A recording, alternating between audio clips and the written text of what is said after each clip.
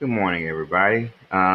This is going to be the walkthrough for the Texas regions.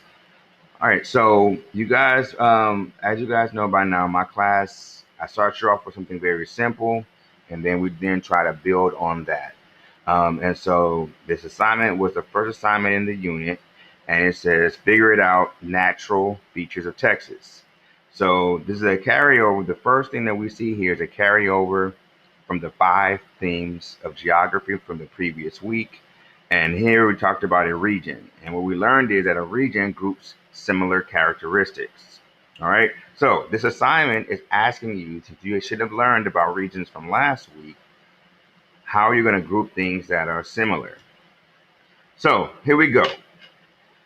So when I'm looking at this map, and this is a natural features map, I see that I'm going to use my key. My key is going to help me to identify the things that I can see that are going to be similar. And I see where we have forests, we have bushes and shrubs, grassland, mountains, right? Let's get it. We kind of know how this is going to work. So as I'm going here, I'm going to simply just draw a line there. And I see that the mountains are kind. I'm going to kind of group those together, right? And then the next obvious thing to group together are going to be your forests and your trees. And so I see that the forest kind of right here. We got a few trees right there, right? So we're going to kind of put them in like a little bubble. Bubble it up. Bubble it up. There we go. All right. So now that we've kind of bubbled those up, all right, the next thing we kind of see that sticks out, we see grass and I see circles. Circles represents bushes and shrubs. So again, let's just bubble this up as well. And all I'm doing, again, I'm not trying to, just trying to get an idea of what it all looks like. And this will give me mountain region, bush region, tree region, and then grassland region, which is four regions, right?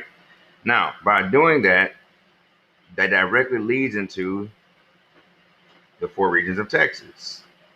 And so simply you could simply learn the four regions of Texas just by looking at the natural features because that's how they group them.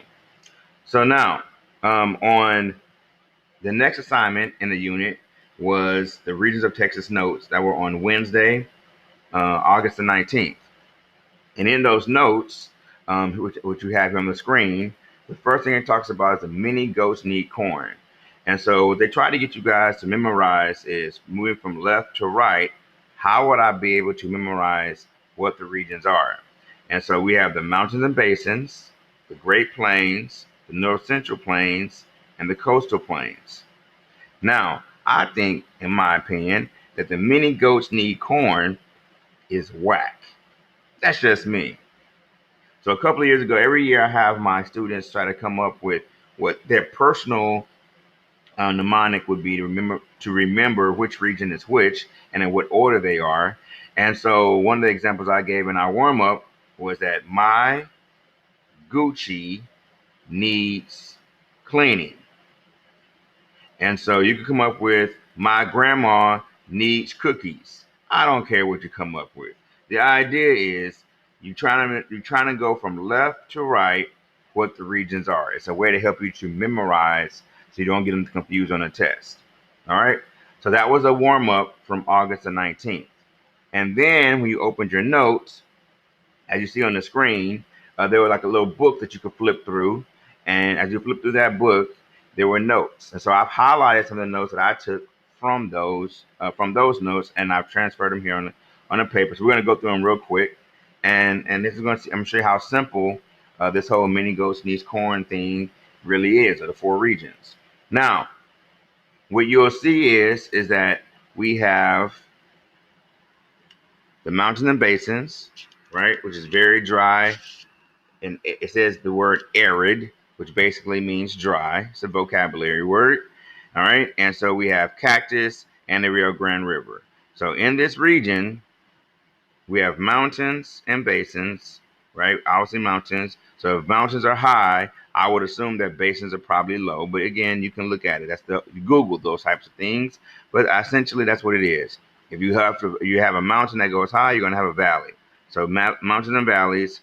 basins: Cactus, Rio Grande. All right, now that's the mountains and basins. Very simple. It's nothing special. If you know what a desert is, you know Cactus goes there. And the thing that's going to be crazy is Rio Grande River, because you essentially have a river that is not far from the desert. All right, Great Plains. In the Great Plains, it's going to be hotter and cooler. The notes say this is where buffalo were, and the word graze. If you look up the word graze, Graze, graze, it means to kind of move around and eat. So the buffalo would move around and eat. And so the idea would be, well, then what are they moving around and eating? A sea of grass. And as indicated by the last thing, we know that this region is quite large, not the largest, and it's just basically a sea of grass. That's how they described it. All right, moving on to our north central plains. This one is obviously the smallest, and we're talking about flats, rolling hills, slightly more line. So it says, notice it says slightly more rainfall, and they're comparing it to the other north central plains. This one over here has a tad more rainfall, and it's more drastic climate, meaning it's very, very hot, like the desert, yet it can get very, very cold because it's actually further north, right? So it's very dramatic or drastic climate. All right. And then lastly, we have our coastal plains. And in its coastal plains, notice it says coastal, coastline. So we have our Gulf of Mexico, we have the ocean, and it's hot and humid. We know this because Houston is sitting right here where the number 3 is. It's very flat. Again, we know this by living in Houston. And it's plenty of rivers and bodies of water. All right. And so it's indicated with our natural features assignment where we have all of our rivers, and then obviously then our ocean. Now, the one unique thing about this coastal plain region, which is the largest, is that we do see two drastic types of characteristics. We see a piney woods up here, or a forest up here, and then not really a forest so much down here. And so everybody, this is the piney woods in the northern part of the coastal plains. Again, these are going to be kind of clues that we're going to talk to as it relates to the next part of the unit.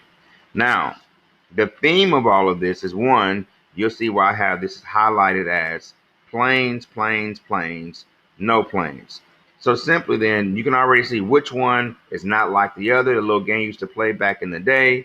Of course, the mountains and basins is the most drastic one that it does not fit with the other three. All right. Now, if that means that's the most different, then we need to find out which ones are the most similar. And if we're looking, you should be able to make some determinations as to, of the remaining three, which ones are more similar. All right. Now, saying that, and then you should be able to tell me why. Saying that, that should bring you to a thing that I like to, that we call a physical map. This is a physical map of Texas, and what that means, it kind of shows you the how fertile or how green an area is versus how dry an area is. So as you can tell, as we move from West Texas, the further east we move to Texas, it becomes more green. So obviously this indication that there's a lot more water here because things are growing. That's why it's green. And it's a lot less water on this side. That's why it's brown. It's dry. So we're going from dry to more water as we're getting closer to the ocean. So that's the reason why I chose to use the brown, the orange, and the yellow and the green, because I'm working from a dry space, working more over to a space that's plenty of rivers, bodies of water, everything is lush and fertile. And everyone, that is the 4 regions of Texas. Again, all I did was copy the notes from the screen onto the paper, and even by knowing these things, this should vastly help you on the test as well as the card sort that was due in Schoology. So again, everybody, like I always say, if you have any questions, please let me know. You can rewind this, forward it to a friend, send it, post it on Instagram.